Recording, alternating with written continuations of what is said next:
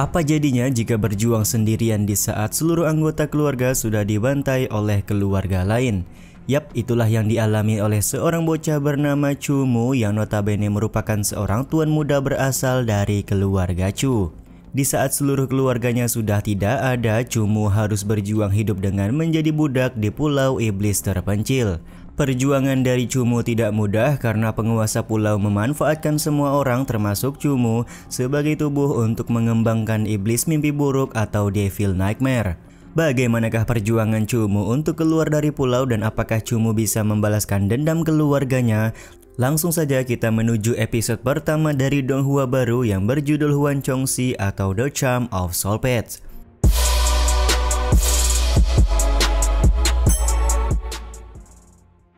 Beberapa tahun yang lalu diceritakan seekor naga peliharaan dewa turun dari langit dengan membawa telur misterius. Naga tersebut keluar menerobos 10.000 kubah naga yang membelenggunya. Di saat yang sama, tentara pemburu aliansi jiwa mengikuti kemanapun naga dewa pergi hingga naga tersebut memutuskan untuk masuk ke dalam pulau iblis atau biasa dikenal dengan pulau hijau mimpi buruk.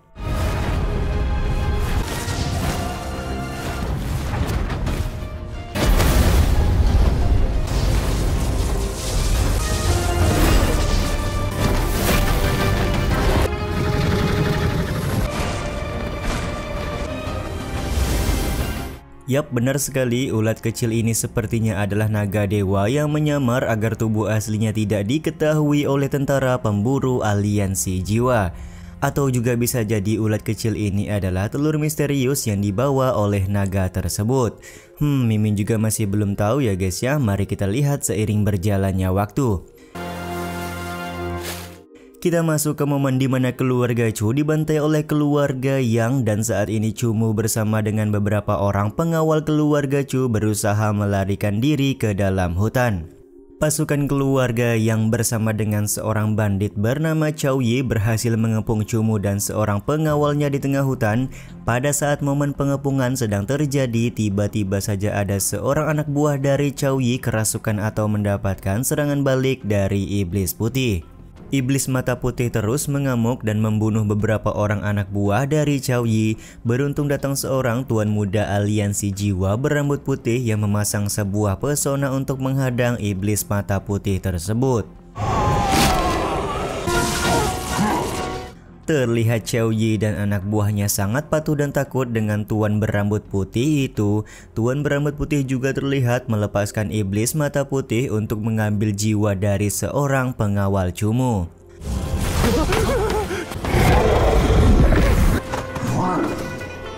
Kondisi ini tentu saja membuat Chu-mu sangat marah dan melampiaskan kemarahannya dengan melawan iblis mata putih sendirian. Dan siapa yang menyangka kalau tuan muda lemah dari keluarga Chu mempunyai kemampuan yang luar biasa dengan berhasil mengimbangi iblis mata putih. Tuan aliansi jiwa yang melihat kejadian ini sontak merasa kaget. Dia pun segera menjadikan Chu-mu sebagai wadah dari iblis mata putih yang bisa dia kendalikan. Tuan aliansi jiwa juga langsung berpesan kepada Chow Yi untuk membawa Chu-mu ke pulau iblis hijau dan menunggu saatnya tiba iblis mata putih akan mengambil alih sepenuhnya tubuh dari Chu-mu. Barulah tuan aliansi jiwa akan mengambil iblis mata putih tersebut. Bisa dipastikan tubuh dari Chu-mu saat ini hanya dijadikan sebuah inang saja untuk dipanen oleh tuan aliansi jiwa. Setelah tuan aliansi jiwa pergi, salah seorang anak buah Chow Yi meminta agar Chow Yi tidak melepaskan Chu-mu yang merupakan tuan muda dari keluarga Chu. Chow Yi sendiri bisa memahami hal tersebut, akan tetapi dia merasa sedikit diuntungkan di mana Chu-mu lama-kelamaan pasti akan mati karena dia tidak akan mampu untuk menahan jiwa dari iblis mata putih yang sudah ditanamkan di tubuhnya. Sedikit ulasan tentang iblis mata putih. Iblis mata putih adalah makhluk dari kegelapan dengan tingkat tertinggi. Ia akan melahap kekuatan jiwa pemiliknya untuk meningkatkan kekuatannya sendiri. Jika pemiliknya tidak bisa memberikan kekuatan jiwa yang cukup, maka iblis mata putih akan memakan jiwa dari pemiliknya. Iblis ini bisa dipanggil dengan aman setelah dia mencapai tahapan master jiwa. Bisa dipastikan Cumu juga akan bisa mengendalikan iblis mata putih jika dia tumbuh menjadi seorang praktisi kuat. Iblis mata putih adalah iblis yang menempati peringkat tertinggi di istana iblis, termasuk kerabatnya yaitu Azure Devil Nightmare dan Blue Devil Nightmare. Singkat cerita, hari ini adalah momen kritis bagi para budak termasuk Cumu setelah melalui seleksi selama beberapa bulan. Yap, para budak dikumpulkan di tengah-tengah arena dan akan mendapatkan serangan dari serigala jiwa anak buah dari Cao Yi. Jika jumlah korban yang meninggal sudah mencapai separuh dari jumlah budak, maka permainan ini akan dihentikan. Permainan pun akhirnya dimulai dengan ganasnya binatang jiwa serigala yang digunakan oleh anak buah dari Cao Yi.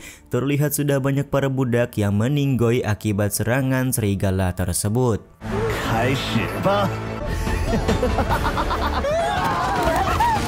Ada seorang bocah gendut bernama Zhou Shengmo yang melakukan kecurangan karena dia mendorong Cumu dan rekan wanita dari Cumu. Karena sudah terpisah dari rombongan budak, mau tidak mau Cumu dan rekan wanitanya menghindari serangan serigala jiwa secara pribadi. Di satu sisi, Cao Yi sangat menyukai karakter dari Zhou Shengmo yang dia nilai cukup berpotensi untuk dilatih. Sementara itu, Cumu yang sedari tadi berhasil menghindari serangan serigala jiwa akhirnya harus terkena cakaran serigala tersebut. Cukup beruntung di sini salah seorang anak buah Cao Yi membunyikan beduk yang menandakan kalau permainan sudah selesai.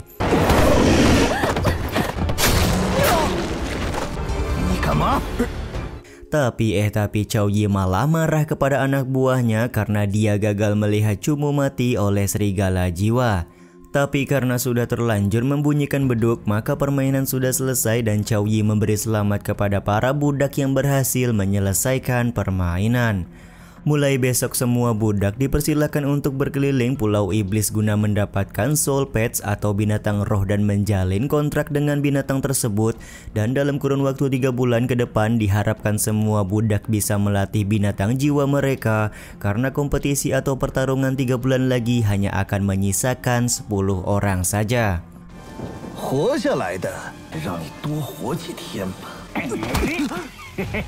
Pada saat hendak kembali ke kediaman masing-masing, Zhou Shengmo sengaja menginjak tangan dari Cumu yang sedang ingin mengambil koin identitas keluarga Chu. Dia juga tertawa karena tuan muda keluarga Chu yang sangat terkenal sekarang hanyalah seorang budak di Pulau Iblis. Malam harinya sebelum pergi ke dalam hutan, Cumu mengobati luka yang dia dapatkan ketika bertarung melawan serigala jiwa. Terlihat rekan satu kamar dari Cumu juga membantu mengoleskan obat kepada luka yang ada di punggung Cumu. Rekan wanita ini juga berterima kasih karena bantuan dari Cumu barusan dia masih bisa hidup sampai saat ini.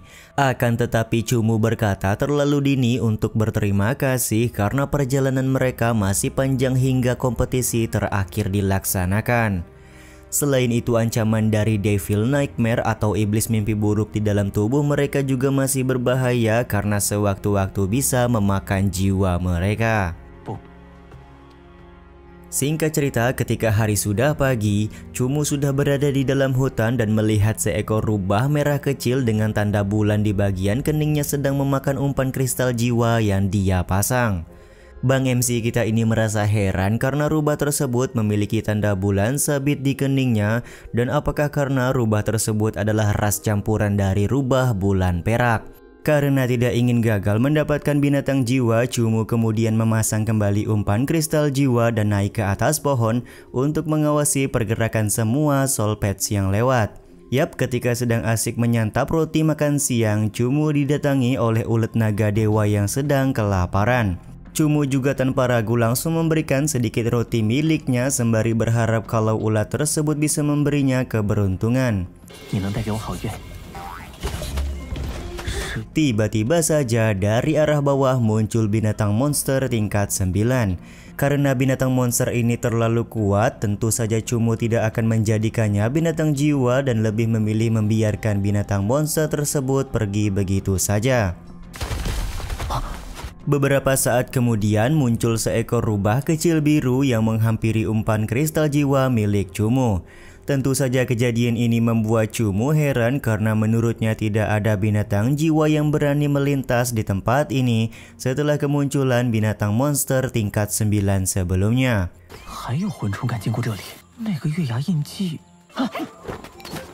Kemunculan rubah biru ini juga langsung membuat Cumu ingin menjadikan rubah biru sebagai soul pets atau binatang jiwa. Tapi ya begitulah, Cumu masih kurang beruntung karena rubah biru dengan cepat berhasil kabur. Singkat cerita, setengah bulan telah berlalu, Cumu kembali ke tempat yang sama dan kembali menemukan umpan kristal jiwanya didatangi oleh rubah cahaya bulan. Cumu pun mulai berpikir kalau rubah cahaya bulan di hadapannya adalah rubah merah kecil yang datang setengah bulan yang lalu. Tanpa ragu dia juga langsung menarik tali jebakan untuk menangkap rubah cahaya bulan tersebut. Tapi secara mengejutkan jebakan binatang jiwa tingkat 3 dari Cumu tidak bisa menangkap rubah cahaya bulan yang hanya berada di tingkat pertama.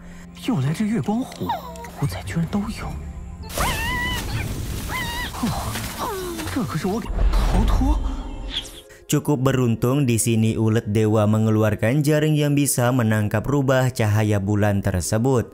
Setelah melihat luka yang ada di kaki rubah cahaya bulan, akhirnya Cumu menyadari kalau rubah cahaya bulan di hadapannya adalah rubah yang sama dengan rubah merah kecil. Dengan kata lain, rubah ini mengalami evolusi dari mulai rubah merah, lalu berubah menjadi biru, dan yang terakhir adalah rubah cahaya bulan.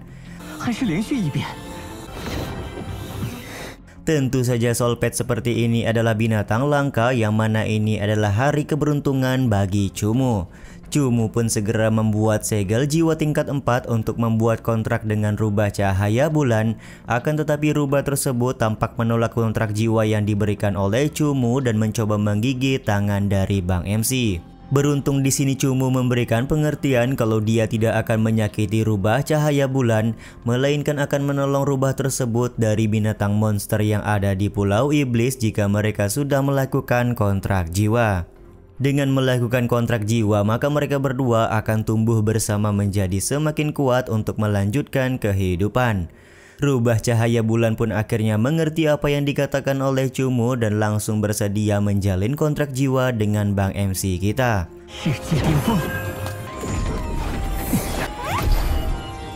Setelah menjalin kontrak jiwa, pada akhirnya rubah cahaya bulan resmi menjadi soul pets dari Bang MC. Cumu juga langsung memberi nama Moye sebagai nama panggilan dari rubah cahaya bulan. 2 bulan kemudian, Moye sudah menjadi rubah cahaya bulan dewasa dan tentu saja sudah mencapai binatang jiwa tingkat 6. Ketika Bang MC sedang berjalan di tengah hutan bersama dengan Moye, dia melihat tumbuhan teratai suci dan lekas ingin mengambil teratai tersebut. Akan tetapi di saat yang bersamaan muncul Zhu Shengmo bersama dengan binatang jiwa serigala miliknya. Shengmo meminta Cumu untuk menyerahkan teratai suci kepadanya karena jika tidak dia akan menjadikan Moye sebagai makanan untuk serigala jiwa tingkat 8 yang dia miliki. Tapi ya begitulah, Cumu sama sekali tidak takut dengan ancaman yang diberikan oleh Shengmo. Bang MC bahkan menantang balik Shengmo dengan berkata kalau Moye lebih kuat ketimbang serigala tingkat 8 milik Shengmo.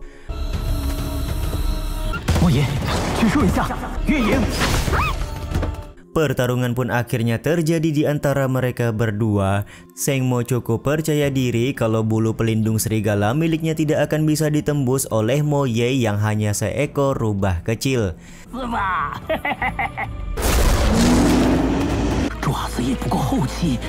Tapi di luar dugaan, cakar dari Moye berhasil membuat luka serius di tubuh serigala milik Shengmo.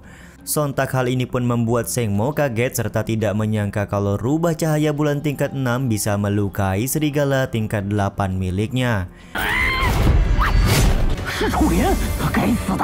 Sekali lagi Moye juga berhasil memukul dan melukai serigala tingkat 8 milik Shengmo dengan mudah. Kondisi ini pun pada akhirnya membuat Shengmo sadar kalau rubah cahaya bulan memiliki skill untuk berkamuflase.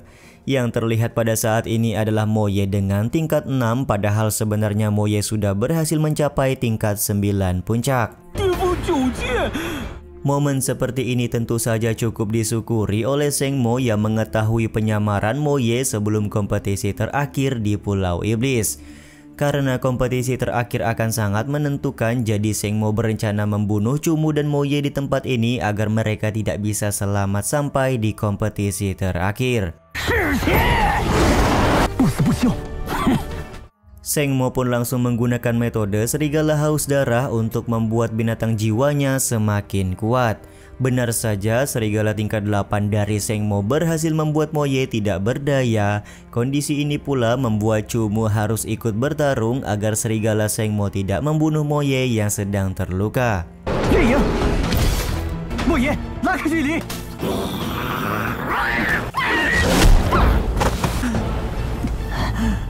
Cukup beruntung di sini cahaya bulan bersinar tepat mengenai tubuh dari Moye dan membuat Moye bangkit kembali. Diketahui ini adalah keterampilan dari ras rubah cahaya bulan yang menggunakan cahaya bulan sebagai kekuatan utama mereka. Dengan cahaya bulan, Moye juga bisa membuat serigala jiwa milik Sengmo menjadi terhipnotis tidak berdaya. Kondisi ini pun langsung dimanfaatkan oleh Moye untuk melakukan serangan bilah cahaya bulan guna mengakhiri pertarungan.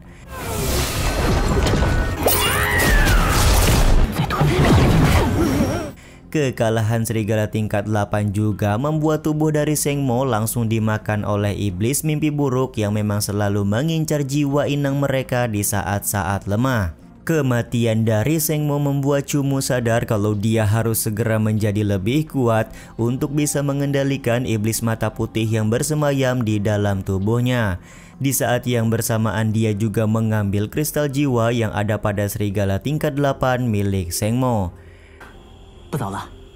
Ketika Bang MC dan Moye hendak pulang, nasib sial menghampiri mereka berdua di mana iblis mata putih tiba-tiba saja keluar dan ingin memakan jiwa dari Cumu.